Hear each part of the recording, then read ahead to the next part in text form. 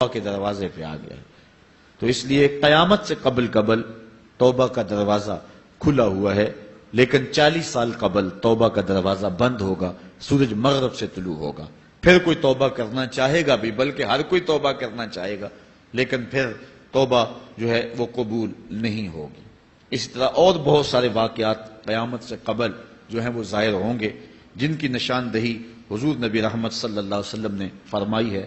حضرت حذیفہ بن اسید انصاری رضی اللہ تعالی عنہ فرماتے ہیں کہ حضور تشریف لائے اور ہم کسی امر میں بات کر رہے تھے، تو حضور علیہ السلام نے ارشاد فرمایا کہ تم کس چیز کا تذکرہ کر رہے ہو؟ تو ہم نے عرض کی حضور ہم قیامت کے بارے میں ذکر کر رہے ہیں۔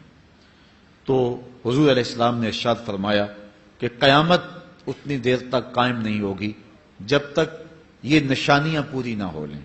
ان میں سے ایک حضور نے دھوئیں کا ذکر فرمایا، دوسرا دجال کا تذکرہ کیا، تیسرا دابت الارض یعنی یاجوج اور ماجوج کا تذکرہ کیا کہ وہ نکلیں گے، اس طرح سورج کا مغرب سے نکلنا اس کا ذکر کیا، حضرت عیسیٰ علیہ السلام کے نزول کا ذکر کیا۔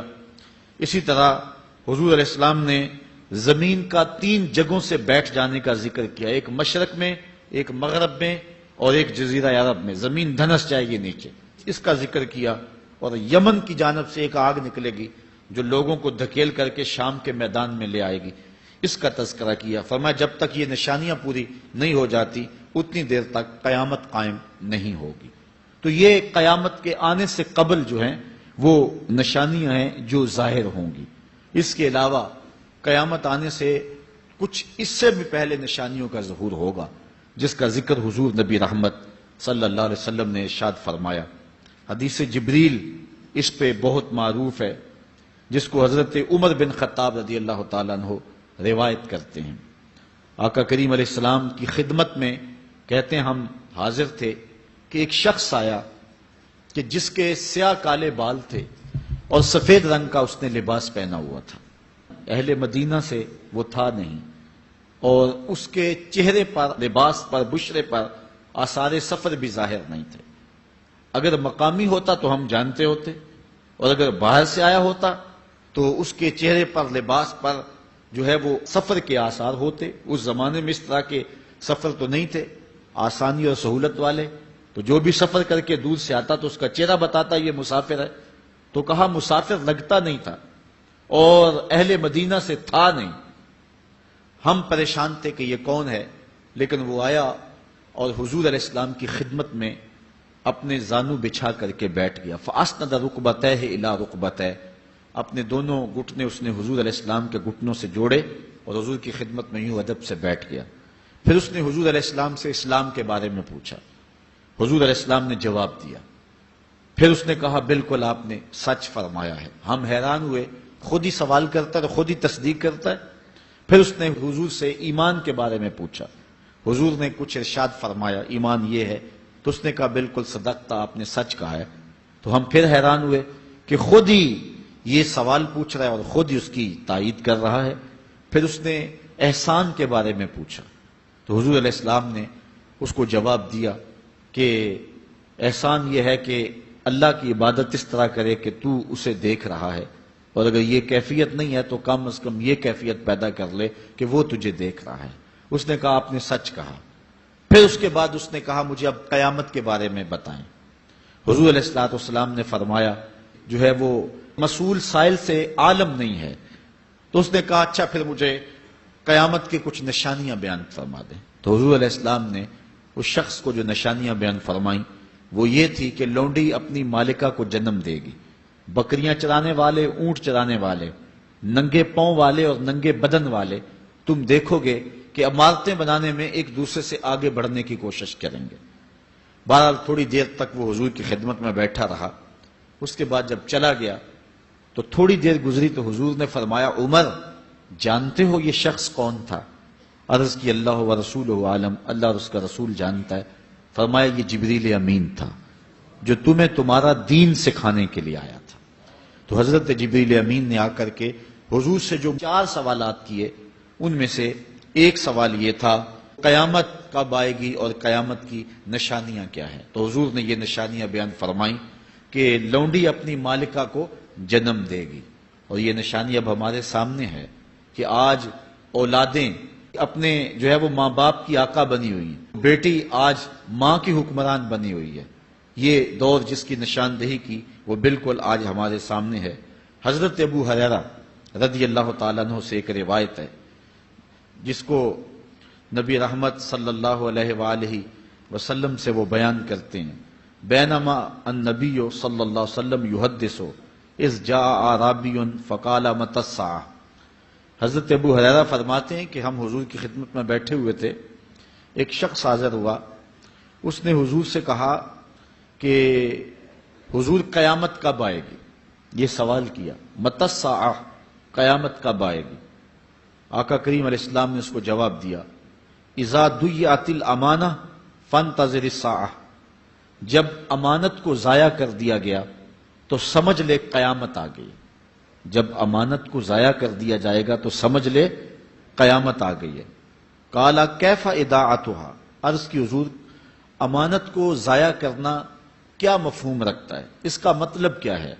تشریح پوچھی حضور سے، تو حضور علیہ السلام نے جو جواب دیا وہ سماعت کیجئے۔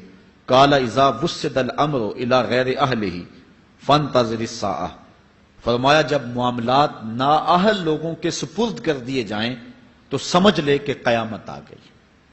جب مسندوں کے اوپر مسندوں کے حقدار نہیں ہوں گے، جب زاغوں کے تصرف میں عقابوں کا نشیمن آ جائے گا، جب تخت و تاج کے مالک غدار، بے دین اور نااہل لوگ ہوں گے، جب تخت و تاج کی حکمرانی اور مسلح و امامت کے مسند کے اوپر بیٹھنے والے بھی نااہل ہوں گے، تو پھر سمجھ لینا کہ قیامت جو ہے وہ ظاہر ہو رہی ہے، اور قیامت کا پھر انتظار کرنا۔ آج جس زمانے سے ہم گزر رہے ہیں، ہم ذرا نظر اٹھا کر کے دیکھیں تو جس بھی منصب پر ہم کسی شخص کو دیکھتے ہیں، الا ماشاء اللہ کثیر تعداد یہی ہے کہ نااہل لوگ جو ہیں وہ عالی مرتبت مناصب کے اوپر بیٹھے ہوئے ہیں، جو کہ ان کے حقوق کو اور ان کے انتظام کو بھی نہیں جانتے ہیں، جو اس مسند کے تقاضوں سے بھی آگاہ نہیں ہیں، وہ بھی اس مسند کے اوپر بیٹھے ہوئے ہیں۔ ایک زمانہ تھا، یہ ہمارے بچپن کی کہانی ہے، کہ ایک مرتبہ اسمبلی میں بحث ہوئی آبپاشی کے بارے میں، کہ فصلوں تک معقول پانی نہیں پہنچتا اور جو ہے وہ فصل اچھے طریقے سے جو ہے وہ نہیں اگ پا رہی، اور ہمارا ملک زرعی ملک ہے، تو اس کے بارے میں سوچا جائے۔ تو بہرحال اس پہ جب بحث شروع ہوئی تو ایک رکن اسمبلی اٹھا، اس نے کہا کہ پہلی بات تو یہ ہے کہ فصلوں تک پانی پہنچتا ہی نہیں ہے، اور دوسری بات یہ ہے جو پہنچتا بھی ہے وہ بھی راستے میں جو بجلی والے ہیں وہ بجلی نکال لیتے ہیں، اب وہ بجلی نکل چکی ہوتی ہے پانی سے، اب وہ خالی پانی جو ہے وہ فصلوں کو کیا کرے گا؟ تو جب نااہل لوگ ایسی مسندوں کے اوپر اور ایسے مناصب کے اوپر بیٹھے ہوئے ہوں گے اور ہم لوگ ان کو منتخب کرتے ہیں، تو پھر آپ قیامت کا انتظار کیجئے، پھر قیامت آنے میں کوئی دیر نہیں ہے۔ تو حضور علیہ الصلوۃ والسلام نے 2 لفظوں کے اندر قیامت کے بارے میں یہ بات ارشاد فرما لی۔ یہ میں نے آپ کو اپنے بچپن کی کہانی سنائی ہے، لیکن اس دور کی کوئی ایک کہانی ہو تو میں آپ کے سامنے رکھوں۔ اس دور میں تو جو عالی مرتبت مناصب کے اوپر بیٹھے ہوئے انہیں سورہ فاتحہ تک نہیں آتی، سورہ اخلاص تک نہیں آتی ہے، تو اب بتاؤ کہ یہ قیامت کے قرب کی علامت ہے کہ نہیں ہے؟ آپ دیکھیں جس تخت پہ بھی، جس تاج پہ بھی، اور جس مسند اور منصب پہ بھی جو موجود ہے، کیا وہ اس کا حق ادا کر سکتا ہے یا اس کی اہلیت رکھتا ہے؟ وہ کیا کسی شاعر نے کہا تھا کہ ہر شاخ پہ الو بیٹھا ہے، انجام گلستاں کیا ہوگا؟ اور رومی نے اپنے زمانے میں کہا تھا کہ سگ وزیرو گرگ میرو موشرا درباں شود، این ارکان سلطنت ملک را ویراں شود۔ یہ ایک دردناک کہانی ہے، لیکن قیامت کی نشانیوں کے حوالے سے آپ اس بات کو سمجھیں اور حضور علیہ السلام کے فرمان کی روشنی کے اندر ہم اپنے حالات کا جائزہ لیں۔ حضرت انس رضی اللہ تعالی عنہ سے ایک روایت ہے، کہتے ہیں سمعت رسول اللہ صلی اللہ علیہ وسلم یقول، میں نے حضور علیہ السلام کو فرماتے ہوئے سنا ہے۔ یہ حضرت انس رضی اللہ تعالیٰ عنہ وہ صحابی ہیں جنہوں نے 10 سال تک حضور کی نوکری کی ہے، اور کہتے ہیں 10 سال میں ایک بار بھی ایسا نہیں ہوا کہ حضور نے مجھے اف بھی کہا ہو۔ کہتے ہیں کبھی ایسا ہوتا کہ میرے ہاتھ سے کوئی برتن ٹوٹ جاتا، ازواج مطہرات جو ہیں وہ اس پہ ناراض ہونے لگتی تو حضور علیہ السلام روک دیتے، فرماتے اسے کچھ نہ کہو، اس برتن کی عمر اتنی لکھی ہوئی تھی، یہ اتنے عرصے کے لیے ہی پیدا کیا گیا تھا۔ تو آقا کریم علیہ السلام نے جو ہے وہ ازواج مطہرات کو بھی روکا کہ وہ مجھے جھڑکے نہ۔ خدمت رسول اللہ صلی اللہ علیہ وآلہ وسلم 10 سنین، میں نے پورے 10 سال حضور کی نوکری کی ہے۔ بلکہ جب آپ کہیں گے کہ حضور کے خادم کا نام کیا ہے، سارے صحابی حضور کے خادم ہیں، لیکن نام حضرت انس رضی اللہ تعالی عنہ کا آئے گا، یہ حضور علیہ السلام کے خادم خاص ہیں، اور حضور سے بہت ساری باتیں انہوں نے سنی ہیں۔ تو ان باتوں میں سے ایک بات کہتے ہیں، سمیت رسول اللہ صلی اللہ علیہ وسلم یقولو، میں نے رسول کریم صلی اللہ علیہ وسلم کو کہتے ہوئے سنا، ان من اشراط الساعۃ ان یرفع العلم، قیامت کی نشانیوں میں سے ایک نشانی یہ ہے کہ علم اٹھا لیا جائے گا، جہالت پھیل جائے گی، علم اٹھا لیا جائے گا۔ آج لفظ زیادہ ہو گئے ہیں، انفارمیشن زیادہ ہو گئی ہے، لیکن جس کو علم کہا جاتا ہے، جو مومن کے سینے کا جمال اور نور ہے، آج وہ اٹھا لیا گیا ہے۔ آج لوگ کہتے ہیں جی جتنا علم آج ہے اتنا علم پہلے تو نہیں تھا۔ آج کوئی غزالی دکھاؤ، کوئی رازی دکھاؤ، کوئی رومی دکھاؤ، کوئی احمد بن حنبل جیسا شخص دکھاؤ، کوئی محمد بن حسن شیبانی جیسا شخص دکھاؤ، کوئی امام ابو حنیفہ کے نالین کی خاک جیسا شخص بھی دکھاؤ، تو یہ ایک غلط بات ہے کہ جی پہلے زمانے میں اتنا علم نہیں ہوتا تھا، اب علم بہت زیادہ ہو گیا، جی علم بہت زیادہ پھیل گیا۔ علم نہیں پھیلا ہے، یہ چند معلومات ہیں، انفارمیشن کا دور ہے، اور خبریں ہیں۔ جو علم ہے، جو کہ مومن کے سینے کا جمال ہے اور باطن کا نور ہے، جو زندگی کی راہوں کو اجالتا ہے اور زمانے کو مالک کی دہلیز کے قریب کرتا ہے اور انسان کو انسانیت سکھاتا ہے، وہ علم جو ہے وہ اٹھتا چلا جا رہا ہے۔ اور حضور سے پوچھا گیا کہ حضور علم سینوں سے اچک لیا جائے گا، سینوں سے کھینچ لیا جائے گا؟ فرمایا نہیں، علماء اٹھا لیے جائیں گے۔ جب علماء فوت ہو جائیں گے تو ان کی جگہ اس درجے کے لوگ نہیں آئیں گے، پھر زوال پذیر سلسلے ہوتے چلے جائیں گے، علم اٹھا لیا جائے گا۔ جب سینے علم سے خالی ہو جائیں گے تو پھر قیامت آ جائے گی۔ اس لیے حضور علیہ السلام کا فرمان ہے، کائنات کی ہر شے علماء کی زندگی کی دعائیں مانگتی ہے، حتی الحیتان فی البحر، یہاں تک کہ سمندروں اور دریاؤں کے اندر مچھلیاں بھی علماء کی زندگی کی دعائیں مانگتی ہیں۔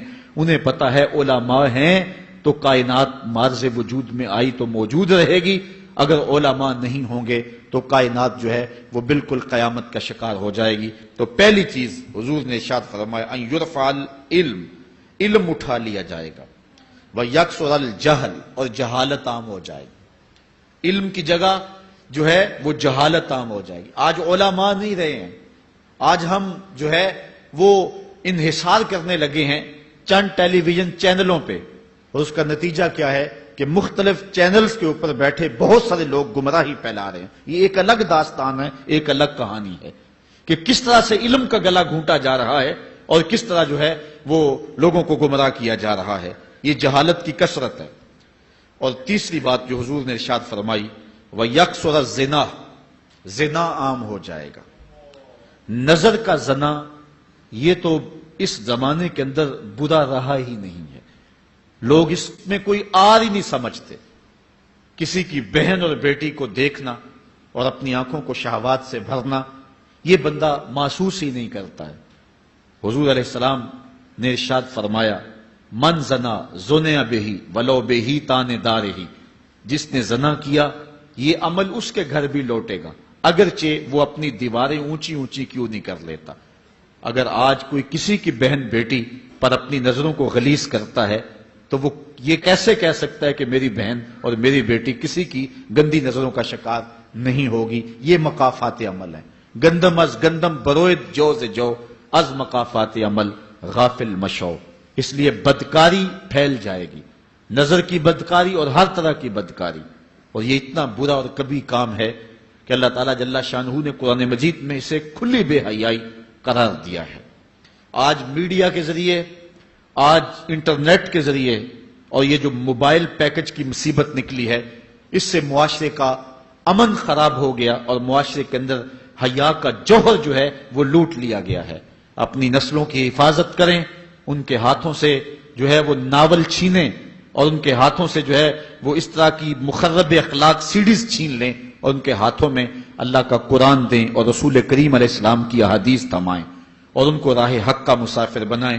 یہ ذمہ داری ہے والدین کی. کل قیامت کے دن ایک عورت 4 مردوں کو جہنم میں لے جائے گی. عرض کیا گیا وہ کیسے؟ فرمایا ایک عورت کو حکم ہوگا جہنم کا تو وہ عرض کرے گی مالک میرے باپ کو بلایا جائے. باپ کو بلایا جائے گا, یا اللہ یہ میرا باپ ہے, میں اس کی بیٹی, میری تربیت کا جوہر اس کے ہاتھ میں تھا, آج جن بدکاریوں اور گناہوں کے سبب جہنم میں جا رہی ہوں اس کا ذمہ دار یہ ہے. وہ باپ جس نے اپنے بیٹی کو سب کچھ دیا, اپنی اولاد کی تعلیم کے لیے اپنے پلاٹ بیچ دیے, جائیدادیں فروخت کر دی, نہیں دیا تو دین نہیں دیا. کل قیامت کے دن وہ اللہ کے حضور کیا جواب دے گا؟ ارشاد ہوگا اسے بھی پکڑو, اس کے باپ کو بھی پکڑو اور جہنم میں لے جاؤ. عرض کرے گی نہیں مالک میرے بھائی کو بلایا جائے. بھائی کو بلایا جائے گا, مالک یہ میرا بھائی ہے, میں اس کی غیرت تھی, میں جن راہوں پہ چل کر کے تیرے عتاب اور تیرے قہر و غضب کی حقدار بنی اس کا ذمہ دار یہ ہے. اگر یہ مجھے روکتا, اپنی آبرو کی حفاظت کرتا, اپنی ناموس کا پہرا دیتا تو میں ان راستوں کی مسافر کیسے بنتی؟ میری خرابی کا ذمہ دار یہ ہے. اب وہ بھائی کیا جواب دے گا جو چوکوں اور موڑوں پہ کھڑا ہو کے آنے اور جانے والی بہنوں اور بیٹیوں کو دیکھتا ہے اور یہ سمجھتا ہے کہ میری بہنیں اور میری بیٹیاں گھر میں محفوظ ہیں؟ وہ قیامت کے دن کیا جواب دے گا؟ ارشاد ہوگا اسے بھی پکڑو, اس کے باپ کو بھی پکڑو, بھائی کو بھی پکڑو, جہنم میں لے جاؤ. عرض کرے گی نہیں مالک میرے شوہر کو بھی بلایا جائے. بلایا جائے گا, مالک یہ میرا شوہر ہے اور میں اس کی بیوی, میری تربیت کا جوہر ماں باپ کے بعد اس کے ہاتھ میں تھا اور اس کے پاس طلاق کی دھمکی ایسی چیز تھی, مجھے جو چاہتا منواتا اور جس انداز میں ڈھالنا چاہتا مجھے ڈھال لیتا, لیکن اس نے مجھے کبھی راہ حق کی طرف نہیں بلایا تھا. وہ شوہر کیا جواب دے گا جو خود اپنے دوستوں کو چائے پہ بلا کے اور اپنی بیوی کو سامنے برہنہ منہ بٹھا کے بعد میں اس کے حسن کی داد مانگتا ہو, بتاؤ بھابی کیسی ہے؟ تو وہ کیا جواب دے گا قیامت کے دن؟ ارشاد ہوگا اس کو بھی پکڑو, اس کے باپ کو بھی, اس کے شوہر کو بھی اور اس کے بھائی کو بھی جہنم میں لے جاؤ. عرض کرے گی نہیں مالک میرے بیٹے کو بھی بلایا جائے. بیٹے کو بلایا جائے گا, مالک یہ میرا بیٹا ہے, میں اس کی ماں ہوں, میرے سینے میں اس کے لیے تڑپتی ہوئی ممتا تو نے رکھی تھی, یہ روٹ جاتا تو زندگی اجاڑ ہو جاتی. جو بھی چاہتا ضد کر کے منوا لیتا, مجھے کسی کے گھر کے برتن بھی مانجنے پڑے تو میں نے اس سے بھی گریز نہیں کیا, اس کی ہر فرمائش کو پورا کیا, اپنا زیور بیچ کے اس کی تعلیم مکمل کروائی. اگر یہ ضد کرتا کہ امی آپ نماز نہیں پڑھتی, میں آپ کے ہاتھ کا کھانا نہیں کھاؤں گا, امی آپ یہ عمل کیوں کرتی ہیں, یہ شریعت میں جائز نہیں ہے, تو میں جو ہے وہ کھانا نہیں کھاؤں گا, تو کیا میری ممتا مجبور نہ ہو جاتی؟ اس نے ساری زندگی کیا مجھے اس کے بارے میں کوئی کہا تھا, نیکی کی طرف بلایا تھا, بدی سے روکا تھا؟ جس بیٹے نے اپنی ماں سے ہر ضد پوری کروائی ہو تو اس نے صرف دین کے بارے میں کوئی ضد نہیں کی ہے, تو وہ کل قیامت کے دن کیا جواب ہوگا؟ ارشاد ہوگا اسے بھی پکڑو, اس کے باپ کو بھی پکڑو, اس کے خامن کو بھی پکڑو, بھائی کو بھی پکڑو, بیٹے کو بھی پکڑو اور 5 کو گھسیٹ کے جہنم میں لے جاؤ. فرمایا ایک عورت 4 مردوں کو قیامت کے دن جہنم میں لے جائے گی. اس لیے میں اور آپ آج دیکھ لیں کہ ہمارا آخرت کا معاملہ کیا ہونے والا ہے اور ہم نے اس دنیا کے اندر کس طرح اپنی حفاظت کرنی ہے. چوتھی چیز جو حضور نے ارشاد فرمائی, وَيَكْثُرَ شُرْبَ الْخَمْرِ, اور شراب پینا عام ہو جائے گا. یہ قرب قیامت کی علامت ہے. آج ہماری ایلیٹ کلاس میں اور ہمارے آیان حکومت, آیان سلطنت اور سیاستدانوں اور جو ہے وہ عالی نسب خاندان جو شمار کیے جاتے ہیں, ان میں شراب پانی کی طرح سمجھی جاتی ہے. اور آج ہمارے ملک کے اندر جو ہے وہ کتنے شراب خانے موجود ہیں اور کتنے ٹنوں کے حساب سے جو ہے وہ بیرون ملک سے شراب درآمد کی جاتی ہے. یہ قرب قیامت کی نشانی ہے کہ شراب عام ہو جائے گی. ایک روایت میں آتا ہے شارب الخمر کعابد الوثن, شراب پینے والا بت پوجنے والے کی طرح ہے. کتنا سخت فرمایا گیا. اور کل قیامت کے دن سخت رسوا ہوگا جو دنیا کے اوپر شراب پیتا رہا ہوگا. اللہ تعالی ہم سب کو محفوظ فرمائے.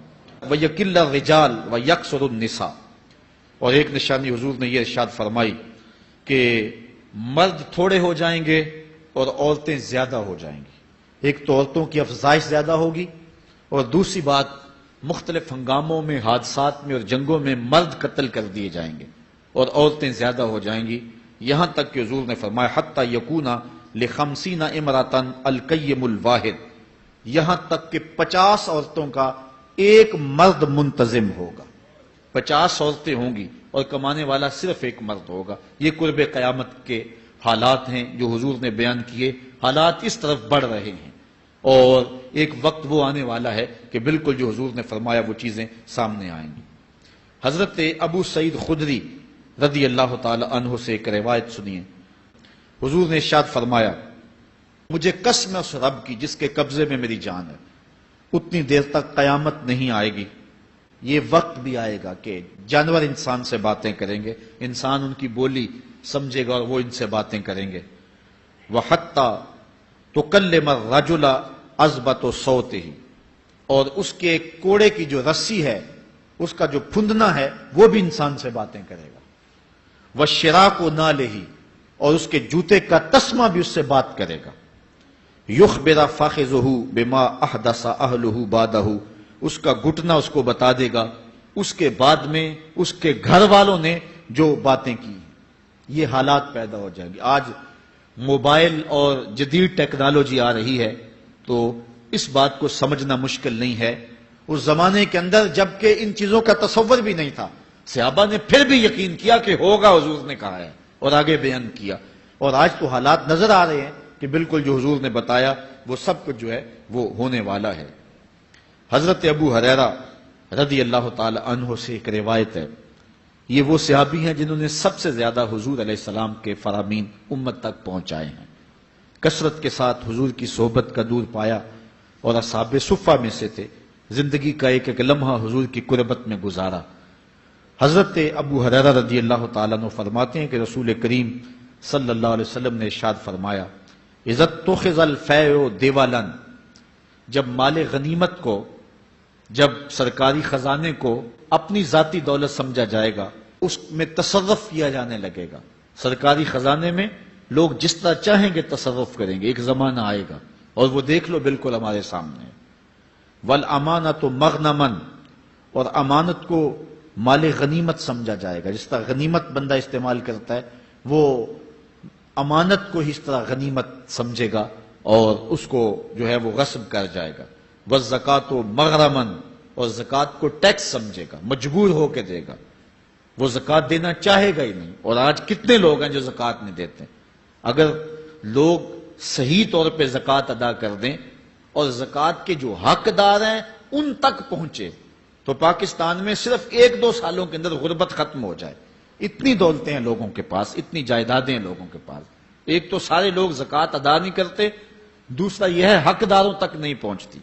پیشہ ور مانگنے والے اور اس موسم کے اندر جو ہے وہ اپنے آپ کو غریب ظاہر کر کے اور مختلف اپنی مجبوریاں ظاہر کر کے مال ہتھیانے والے بہت سارے ہیں، اور زکوٰۃ دینے والا کہتا ہے میں جلدی جلدی فارغ ہو جاؤں۔ جتنی محنت مال کو کمانے میں صرف کی ہے، اتنی ہی محنت حقداروں کو تلاش کرنے کے لیے بھی کرے تاکہ اس کی زکوٰۃ اصل مصارف تک پہنچے۔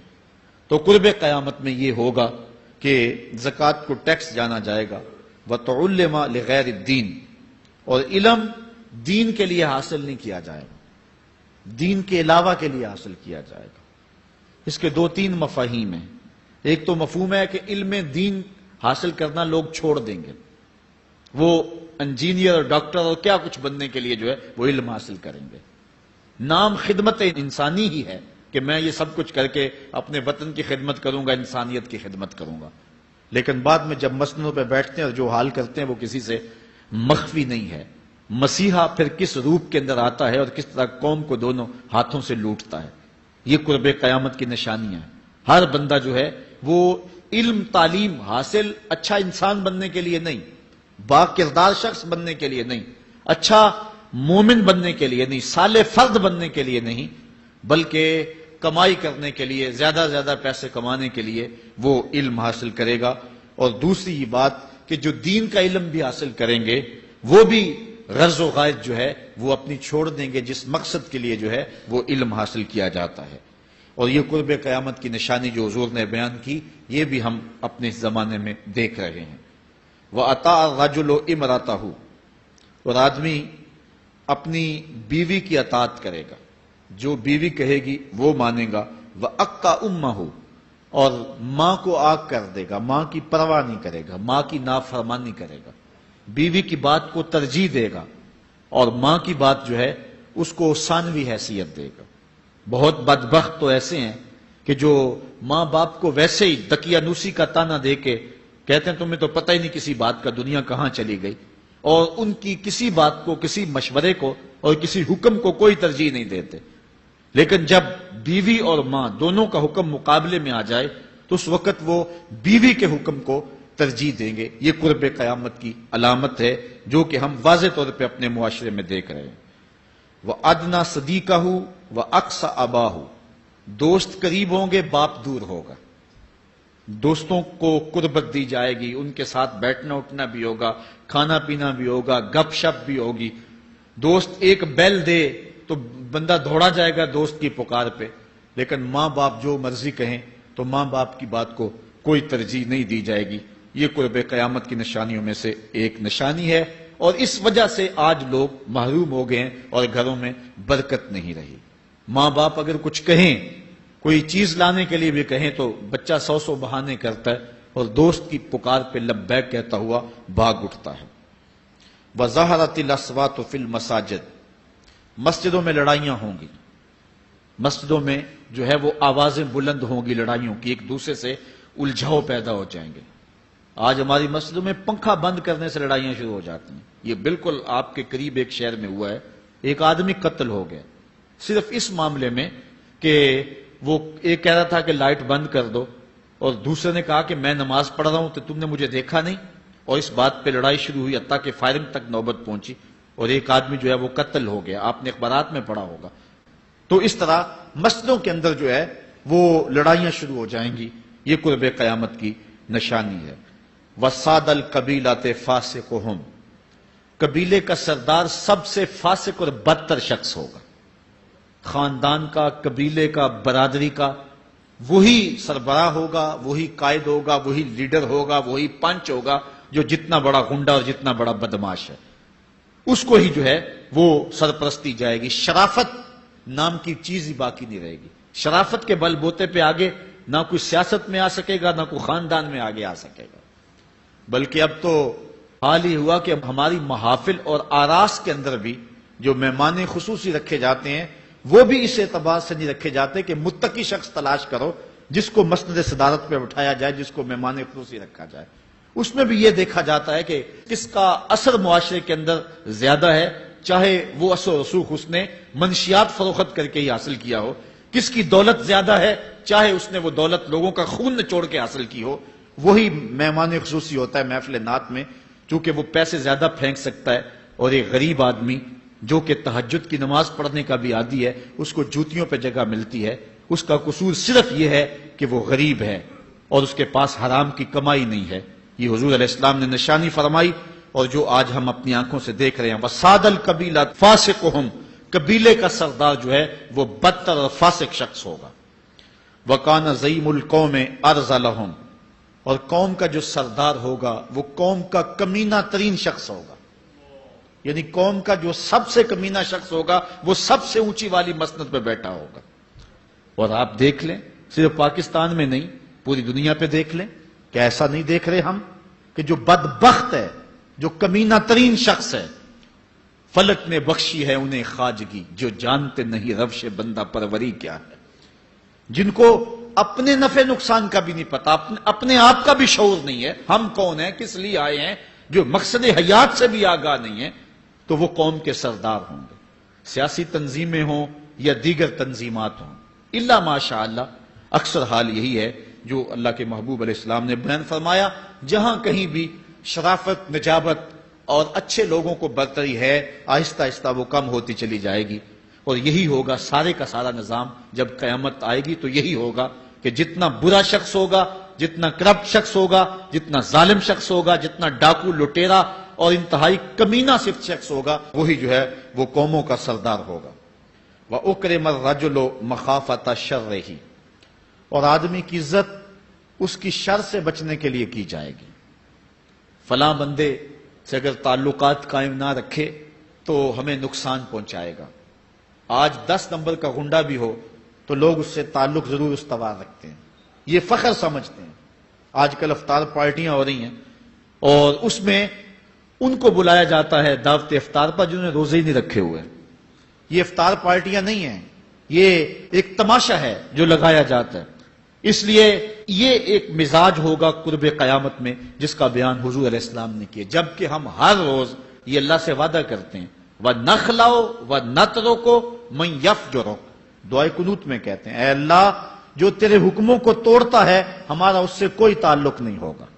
یہ روز عہد کرتے ہیں لیکن مسجد سے نکل کے اس عہد کو توڑ دیتے ہیں، بلکہ بہت سارے تو مسجد کے اندر ہی توڑ دیتے ہیں۔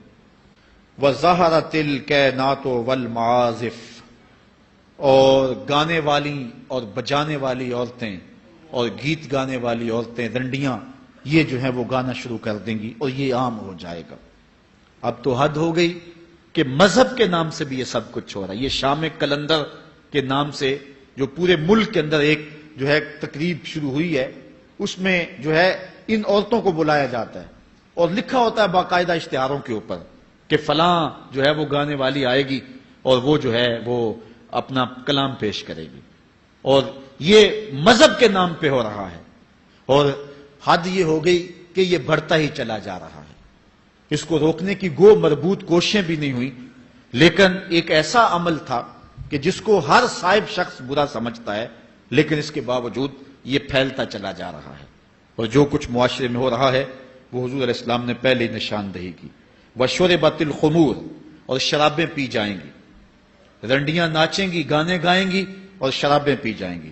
وَلَعَنَ آخِرُ هَٰذِهِ الْأُمَّةِ أَوَّلَهَا، اس امت کے بعد میں آنے والے لوگ پہلے گزروں پر لعنت کریں گے، کہیں گے انہیں تو پتہ ہی نہیں ہے۔ پاکستان کے اندر باقاعدہ آرٹیکل چھپے اخبارات میں کہ محمد بن قاسم جو ہے وہ ڈاکو تھا، سلطان محمود غزنوی لٹیرا تھا، یہ مضامین شائع ہوئے۔ صحابہ کو گالیاں نہیں دی جا رہی، کتنے لوگ ہیں جو صحابہ کو برا بھلا کہتے ہیں، اور حضور علیہ السلام کے والدین طیبین جن کی وساطت سے یہ درے اور گوہر شاہوار ہمیں نصیب ہوا، ان والدین کو ممبروں پہ بیٹھ کے کیا جہنمی نہیں کہا جا رہا؟ تو یہ وہ زمانہ، کیا امام حسین کو باغی نہیں کہا جا رہا؟ پہلے لوگ اندر داخل ہو کے کرتے تھے اور کتابچے چھاپتے تھے، اب آہستہ آہستہ ممبروں پہ بھی آ گئے اور یہ بات کہی جانے لگی ہے۔ اس پر باقاعدہ اجتماعات منعقد ہوتے ہیں، اس پہ کہا جاتا ہے۔ ایک ٹی وی چینل کے اوپر یزید کو جو ہے وہ رحمت اللہ تعالی علیہ کہا گیا، کیا کچھ نہیں ہوا، یہ سب کچھ آپ کے سامنے ہے، یہ حضور نے بیان فرمایا، یہ ہونا تھا۔ آقا کریم علیہ السلام نے ارشاد فرمایا وہ وقت آئے گا کہ جو آخر والے ہوں گے وہ سمجھیں گے کہ ہم ہی جو ہے وہ دیندار ہیں، ہمیں دین کا ٹھیکہ ہے، اور پچھلوں پر لعنت بھیجیں گے کہ انہیں کیا پتا تھا دین کا۔ آج پچھلوں کے عقائد پر حملے ہو رہے ہیں اور انہیں مشرک کہا جا رہا ہے۔ میں نے ایک دن کہا تھا یہ بڑے زور سے کہا جاتا ہے جو یا رسول اللہ کہے وہ مشرک ہو جاتا ہے۔ میں نے کہا دیکھو اس فتوے کا اثر کہاں تک جاتا ہے۔ حضور علیہ السلام کے سارے صحابی آقا کریم علیہ السلام کی موجودگی کے اندر بھی، اور پھر دیکھیے مسلمہ کذاب کے مقابلے میں جو جنگ لڑی گئی، اس جنگ کے اندر حضرت خالد بن ولید نے لکھا کہ کافر بھی اللہ اکبر کا نعرہ لگاتے ہیں، ہم بھی اللہ اکبر کا نعرہ لگاتے ہیں، فرق ہی نہیں معلوم ہوتا اپنا کون سا ہے اور بیگانہ کون سا ہے۔ تو حضرت صدیق اکبر نے لکھا کہ جب وہ اللہ اکبر کا نعرہ لگائیں تم اس کے جواب کے اندر یا محمد آہو کا نعرہ لگاؤ۔ وَقَانَ شِعَارُ الْمُسْلِمِينَ يَوْمَئِذٍ یا محمد آہو، اس دن مسلمانوں کا شعار ہی یہ تھا، جو یا محمد یا رسول اللہ کہتا تھا وہی مومن مانا جاتا تھا، باقی کو تہے تیگ کر دیا جاتا تھا۔ تو اگر یا رسول اللہ کہنا شرک ہے تو پھر سارے صحابی وہ 10,000 صحابہ جو جنگ یمامہ میں شامل تھے ان کے بارے میں پھر کیا کہو گے؟ پھر حضرت زین العابدین کے بارے میں کیا کہو گے جو کربلا کے میدان میں مدینے کی طرف منہ کر کے کہہ رہے ہیں یا رحمت للعالمین ادرک لزین العابدین۔ پھر حضرت زینب کے بارے میں کیا کہو گے؟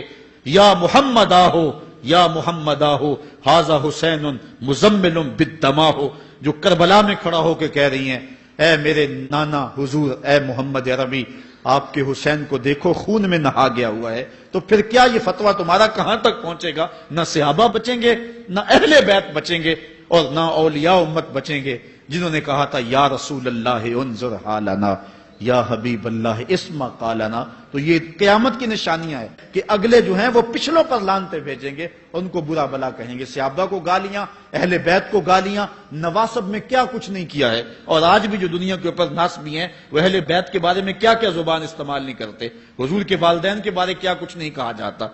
تو یہ سب کچھ ہونے والا ہے جو حضور علیہ السلام نے بیان کیا، کچھ ہو رہا ہے اور کچھ تم دیکھو گے اپنی آنکھوں کے سامنے. پھر ارشاد فرمایا فَارْتَقِبُوا عِنْدَ ذَلِكَ رِيحًا حَمْرَاءَ وَزَلْزَلَةً وَخَسْفًا وَمَسْخًا وَقَذْفًا وَآيَاتٍ تُتَابِعُ كَنِظَامٍ قُطِعَ سِلْكُهُ فَتُتَابِعُ. فرمایا کہ پھر جب یہ حالات ہوں گے اور یہ پوری طرح حالات معاشرے میں پیدا ہو جائیں گے تو پھر سرخ آندیاں آئیں گی، پھر انتظار کرنا سرخ آندیوں کا. وَزَلْزَلَةً اور زلزلے کا انتظار کرنا، وَخَسْفًا وَمَسْخًا وَقَذْفًا اور دھنسنے کا انتظار کرنا، اوپر سے پتھروں کے نازل ہونے کا اور شکلوں کے بگڑنے کا انتظار کرنا. اور آگے فرمایا وَآيَاتٍ اور ایسی نشانی آئیں گی ایک دوسرے کے پیچھے آئیں گی، جس طرح تسبیح کا دھاگا ٹوٹ جائے تو پیدل پہ اس کے دانے گرتے ہیں. تو یہ سارے عذاب جن کا ذکر حضور نے کیا میں مسلسل اوپر نیچے یہ تمہارے تک پہنچیں گے. حضرت انس رضی اللہ تعالیٰ عنہ سے ایک اور روایت لیتے ہیں، حضور علیہ السلام نے ارشاد فرمایا لا تقوم الساعة حتى يتقارب الزمان فتكون السنة كالشهر والشهر كالجمعة وتكون الجمعة كاليوم ويكون اليوم كالساعة وتكون الساعة كالدرمة بالنار. فرمایا جب قیامت آئے گی اتنی دیر تک قائم نہیں ہو سکتی جب تک زمانے مختصر نہیں ہو جائیں گے، زمانے سمٹ نہیں جائیں گے، حتیٰ کہ سال مہینے جتنا ہو جائے گا، اور مہینہ ایک جمعۃ المبارک جتنا ہو جائے گا، اور ایک جمعہ ایک دن جتنا ہو جائے گا، اور ایک دن ایک گھڑی جیسا ہو جائے گا، اور ایک گھڑی ایسے ہوگی جس طرح آگ کا شعلہ جلایا اور وہ بجھ گیا. اور آج آپ دیکھ نہیں رہے کہ دن کتنی جلدی گزرتا. کسی زمانے میں ہم گرمیوں کی چھٹیاں کاٹتے تھے تو گزرتی نہیں ہوتی تھی گرمیوں کی چھٹیاں، لیکن آج آپ دیکھیں یہ دوپہر نہیں گزرتی ہوتی تھی. رمضان المبارک گرمیوں کے روزے جب ہمارے بچپن میں آئے تھے تو دوپہر نہیں گزرتی ہوتی تھی، لیکن آج وہی گرمیاں ہیں، لیکن ادھر سے سورج طلوع ہوتا ہے ادھر سے غروب ہو جاتا ہے. وقت سمٹ گئے، زمانے سمٹ گئے، اور یہ قرب قیامت کی نشانیاں ہیں. خرابی اتنی زیادہ ہوگی. حضور نے ارشاد فرمایا حضرت ابو ہریرہ سے ہے، آدمی گزرے گا اور ایک پرانی سی قبر دیکھے گا اور کہے گا وَيَقُولُ يَا لَيْتَنِي كُنْتُ مَكَانَ صَاحِبِ هَذَا الْقَبْرِ وَلَيْسَ بِهِ الدِّينُ إِلَّا الْبَلَاءُ. فرمایا انسان قبر کے قریب سے گزرے گا تو گزرتے ہوئے وہ ٹھنڈی آہ بھر کے کہے گا کاش کہ اس قبر کا مکین میں ہوتا. اور فرمایا دین سوائے آزمائش کے اور کچھ نہیں رہ جائے گا. یہ قرب قیامت کی وہ نشانیاں ہیں جو حضور علیہ السلام نے بیان کی. ایک اور نشانی حضور علیہ السلام نے بیان فرمائی کہ قرب قیامت کے اندر دین کا کام بھی درہم و دینار سے ہوگا. اس کے دو مفاہیم ہیں. ایک مفہوم تو یہ ہے کہ دین کا کام کرنے والے بھی پیسے ٹگے کے بغیر جو ہے وہ ایک قدم نہیں چلیں گے. کیا آج 2-2, 3-3 لاکھ روپے نعت پڑھنے کے نعت خواں وصول ہم سے نہیں کر رہے؟ اور آج جو ہے وہ کیا دین کوڑیوں کے عوض بیچا نہیں جا رہا؟ آج گھر نکلنے سے قبل طے نہیں کیا جاتا کتنے اب دو گے، کتنے واپسی پہ دو گے اور کتنے اوپر نچھاور کرو گے؟ دین کیا کوڑیوں کے عوض اور پیسے کے عوض بیچا نہیں جا رہا؟ ایک اس کا مفہوم یہ ہے. اور دوسرا مفہوم اس کا یہ ہے قرب قیامت میں اگر کوئی دین کا کام کرنا بھی چاہے گا تو درہم و دینار کے بغیر نہیں ہو سکے گا. یعنی اس کو ضرورت ہوگی کہ میرے پاس مال ہو، حالات ہوں اور میں دین کا کام کروں. اگر اس کے پاس حالات نہیں ہوں گے تو دین کا کام اس کے لیے کرنا مشکل ہو جائے گا. جس طرح کسی زمانے میں علماء برگد کی چھاؤں میں بیٹھ کے اور لوگ ان کے پاس بھی آ گئے، کوئی وسائل کی ضرورت نہیں تھی، وہ پڑھا سکتے تھے، لوگ بیٹھ گئے. امام محمد بن حسن الشیبانی جب پڑھانے بیٹھے تو آپ کی مجلس میں جو لوگ آ کے سیکھتے تھے وہ تعداد ان کی تو بہت ساری تھی، لیکن جو باقاعدہ آپ کی باتوں کو لکھتے تھے وہ 4000 لوگ تھے. 4000 کلمے اور دواتیں حضرت امام محمد بن حسن شیبانی کی مجلس کے اندر پڑی ہوا کرتی تھی. اور باقی جو لوگ تھے حضرت غوث اعظم سیدنا شیخ عبد القادر جیلانی علیہ رحمہ، آپ جب تشریف لائے ملا علی قاری نے نزہۃ الخاطر الفاتر فی مناقب شیخ عبد القادر میں لکھا ہے کہ آپ کی ایک ایک مجلس کے اندر 70,000 لوگوں کا اجتماع ہوا کرتا. آج تھوڑے لوگ اکٹھے ہو جائیں تو ہم خوش بھی ہوتے ہیں اور حیران بھی ہوتے ہیں، اتنے لوگ اکٹھے ہو گئے۔ میاں ضرورت ہے لوگوں کی کہ وہ دین سیکھیں، وہ جائیں ایسی مجالس کے اندر، لیکن لوگ سمٹ جائیں گے، نہیں جائیں گے۔ وسائل کی ضرورت ہوگی، وہ برگد کے درخت کے نیچے بیٹھ کر کے بھی لوگ جو ہیں وہ علم کا چراغ روشن کرتے تھے۔ جب لارڈ میکالے نے نصاب تعلیم مرتب کیا اور درس نظامی کو اور جو ہے عصری علوم کو الگ کر دیا، تو یہ علماء ہی تھے کہ جنہوں نے برگد کے درخت کے نیچے، پیپل کے درخت کے نیچے بیٹھ کر کے علم کے چراغ کو روشن رکھا۔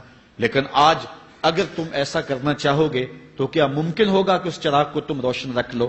آج وسائل کی بہر صورت ضرورت ہے، اور آج سے صدیوں قبل علماء نے یہ فتویٰ دیا تھا کہ صدقہ کرنا، زکوٰۃ ادا کرنا یا دیگر امور خیر میں خرچ کرنا بڑا نیکی کا کام ہے، لیکن سب سے بڑا نیکی کا کام اس دور کے اندر آج سے قبل علماء نے فتویٰ دیا تھا کہ دین کے طالب علموں پہ خرچ کرنا ہے۔